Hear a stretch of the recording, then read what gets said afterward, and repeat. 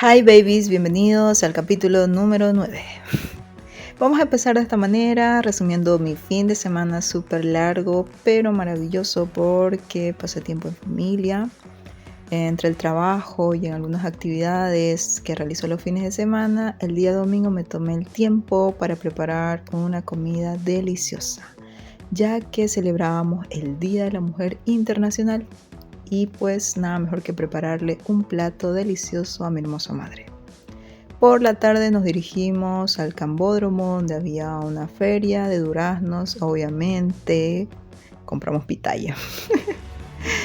Y seguimos nuestro recorrido y nos topamos con la sorpresa de que estaban unos bailarines increíbles demostrando el folclore boliviano.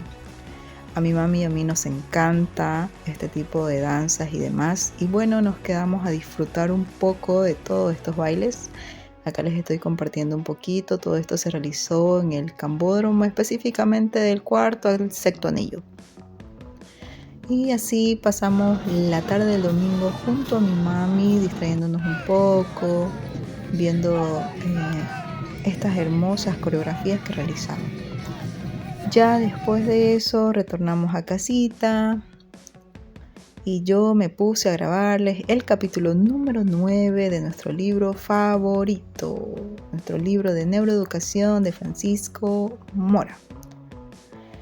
Pero ahí no acaba todo. El día lunes mis hermosos, amigables compañeros se tomaron la molestia de realizarnos un agasajo por el Día de la Mujer. Año de educación primaria comunitaria vocacional para sus hermosas amigas y compañeras les quieren desear un ¡Feliz Día de la Mujer!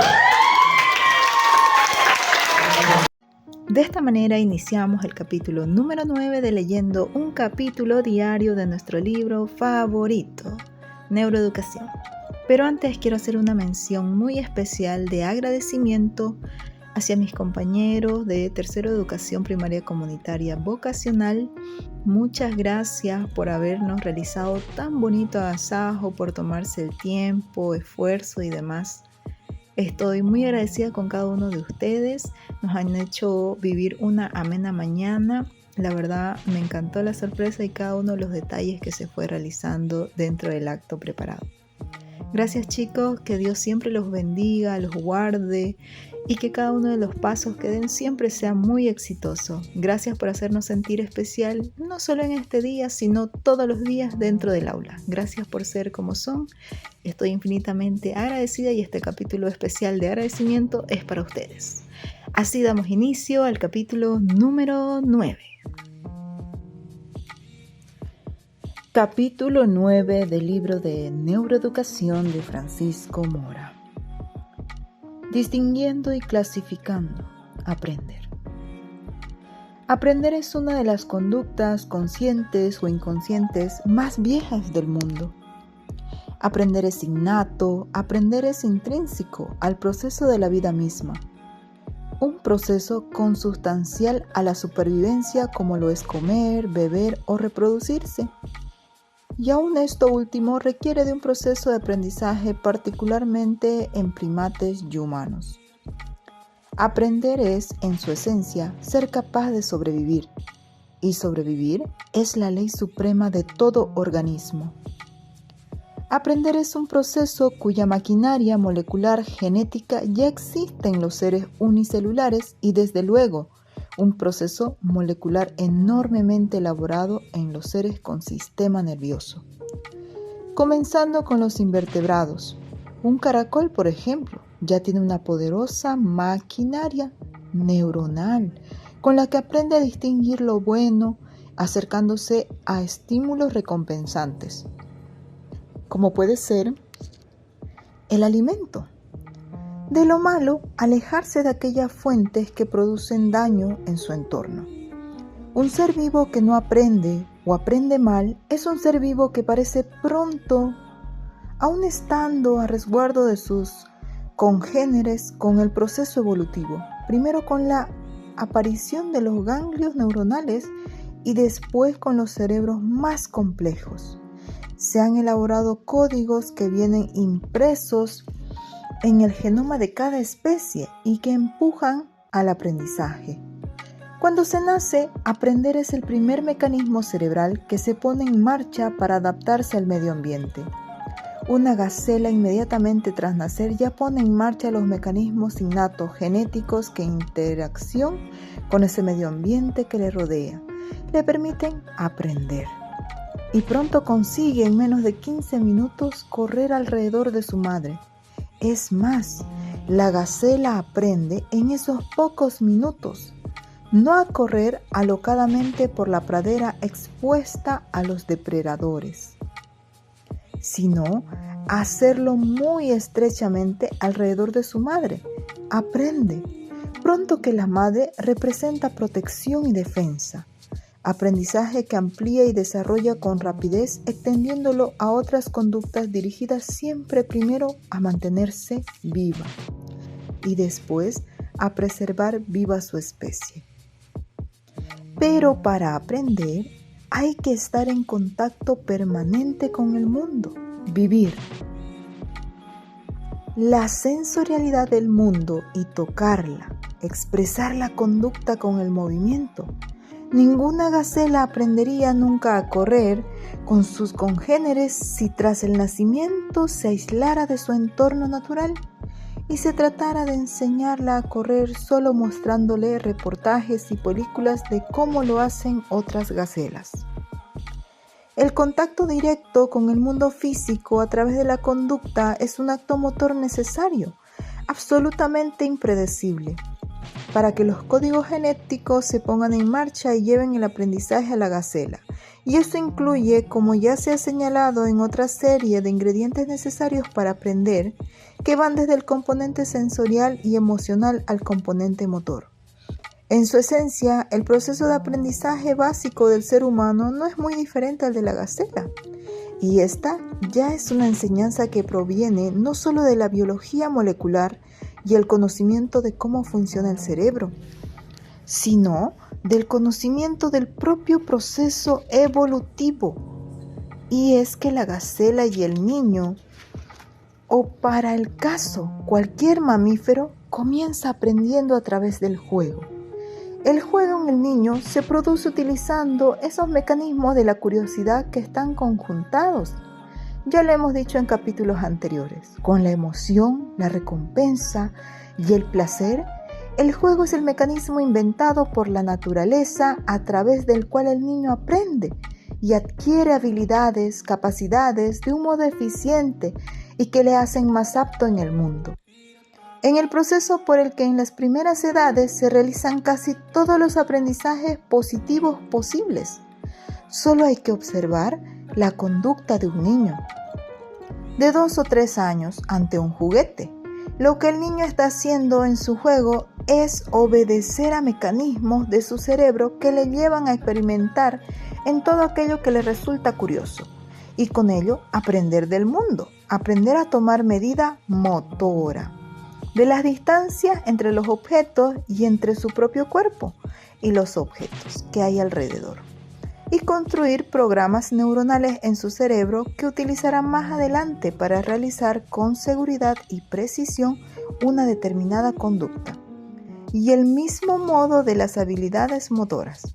El niño desarrolla las habilidades perceptivas discriminativas despertadas por el estímulo sensorial que le rodea a través de la visión o el tacto.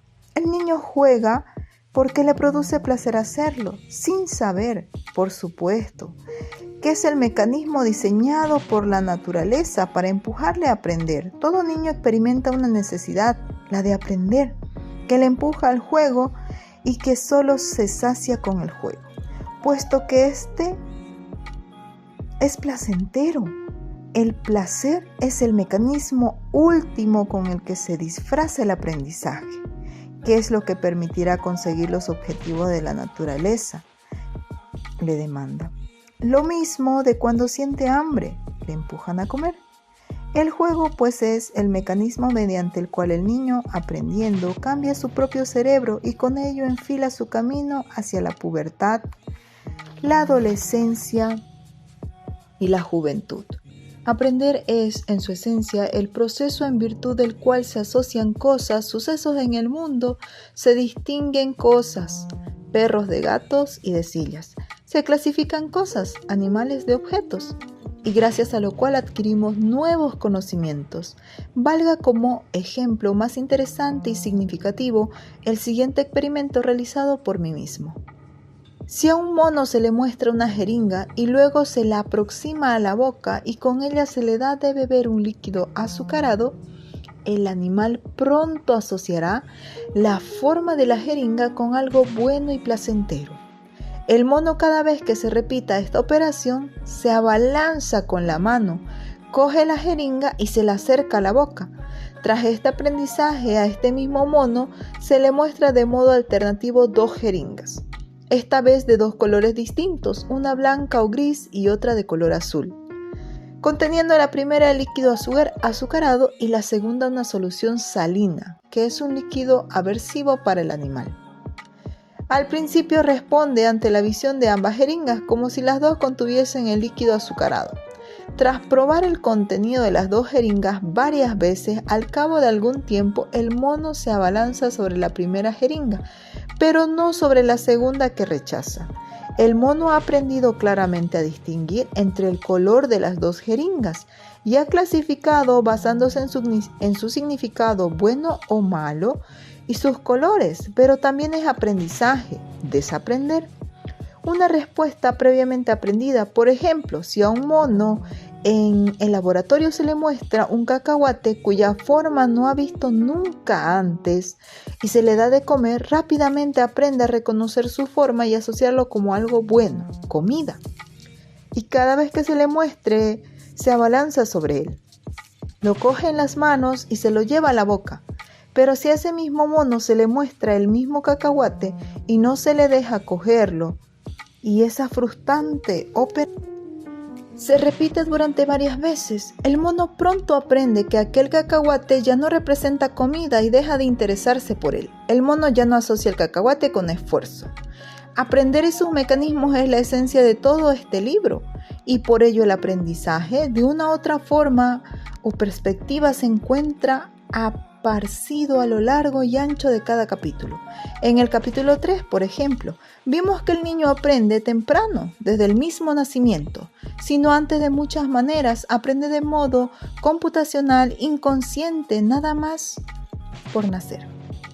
Aprende mimetizando lo que hacen los padres, los maestros u otros niños.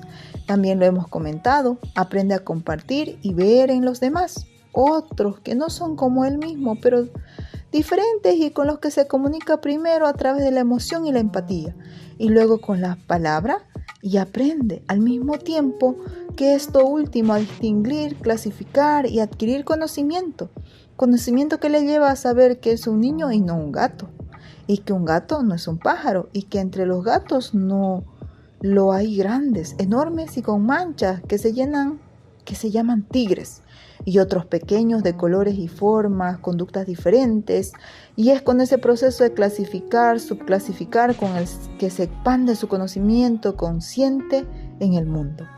Pero el niño también aprende cómo mover los brazos de modo coordinado, aprende a mantener la postura recta, se aprende a ser preciso en los movimientos que nos llevan a coger las cosas de nuestro entorno con seguridad, se aprende a hablar y a manejar el idioma materno con soltura e incluso otros idiomas al mismo tiempo.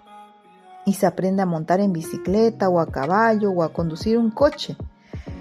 Es el ser humano en particular una máquina de aprender constante, desde el nacimiento hasta la muerte. Y es a través de todos estos aprendizajes que el ser humano cambia constantemente en su conducta y su pensamiento, como consecuencia de cambiar su propio cerebro.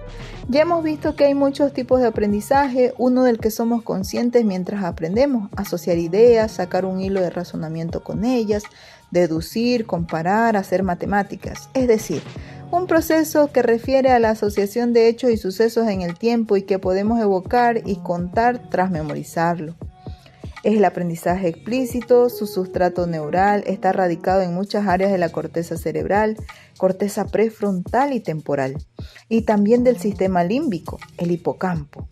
Y otro, el aprendizaje implícito, que es inconsciente, es decir, en él no se puede evocar verbalmente lo aprendido, pues no requiere de los procesos cognitivos conscientes del aprendizaje explícito. En este aprendizaje implícito el proceso es automático y requiere tiempo y repetición con el que se adquieren habilidades visomotoras. Montar en bicicleta. Participan en el área cerebral como la corteza cingulada anterior, los ganglios basales, cerebelo y la corteza premotora. Es en este último un aprendizaje filogenéticamente antiguo. Ya ocurre en los animales desde hace millones de años. Por ejemplo, la adquisición de muchos hábitos es un mecanismo de aprendizaje inconsciente. El individuo no sabe propiamente qué está aprendiendo, como tampoco lo sabe el niño cuando está jugando y aprendiendo a medir distancias entre los juguetes que utiliza y que están esparcidos a su alrededor. Si alguien se dedica a apilar troncos por primera vez en una leñera y lo hace de una manera ordenada, y todos los días, al cabo de poco tiempo lo hará más rápido y con más eficiencia. Lo mismo ocurre si se le indica que redibuje todos los días con un lápiz contornos de algunas figuras, pues también al cabo de unos días lo hará más rápido y con más precisión.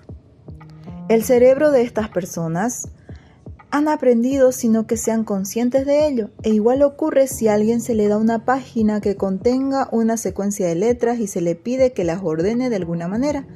Pero no se le dice nada más las letras sin que la persona lo sepa. Ya vienen con ciertas reglas de ordenamiento. Por ejemplo, en la lista se puede ver que hay varias secuencias que se repiten a intervalos. Por ejemplo, la D siempre viene seguida de la X. Pues bien, lo curioso es que la gente promete captar la regularidad sin estar segura de lo que esto pueda ser lo que se le pide. Si tiene que colocar todas las D y las X juntas donde no lo están, pero si luego se les da otra secuencia diferente de las letras donde ahora la D se sigue de la Z, muchos pronto se darán cuenta y las ordenan de esta otra manera. Es decir, se ha roto la primera regla de X y se encuentra otra nueva de Z. Pues bien, las personas expuestas en este proceso adquieren las nuevas reglas de modo cada vez más rápido. Las personas sin saberlo inconscientemente han aprendido. Se ha visto que varias áreas del cerebro son responsables de este aprendizaje, como la corteza promotora, repetición en la secuencia de un acto motor aprendido, y la corteza cingulada anterior, convergencia, percepción, emoción y acción. Hay otros aprendizajes como el procedural, el de conducir un coche, en el que participan otras estructuras cerebrales como el cerebelo y los ganglios basales. Todos estos aprendizajes implícitos difieren de estos otros explícitos, que es como saber dónde existe un tramo de carretera peligroso y participárselo a alguien. Como veremos en el capítulo siguiente, a propósito de la memoria, existe una interacción entre estos dos tipos de aprendizaje, explícito e implícito. Por ejemplo, moverse en un espacio conocido implícitamente o de modo no consciente, como la propia casa y los estímulos sensoriales que existen en ella. Facilita el aprendizaje y la memoria explícita creadas en ese mismo entorno. Un buen ejemplo es quizá la relativa facilidad con que niños o adultos expuestos a un ambiente multilingüe aprenden otros idiomas. Los niños, por ejemplo, que van a los colegios europeos donde se congregan niños de muchas nacionalidades, en cualquier caso, aprender y memorizar es una unidad neurobiológica. Por eso algunas formas de aprendizaje las he dejado para ser explicadas en el siguiente capítulo de la memoria. Y es que no hay aprendizaje sin memoria en el cerebro y por ende la conducta. Lo vemos a continuación. Esta ha sido la parte final del capítulo número 9.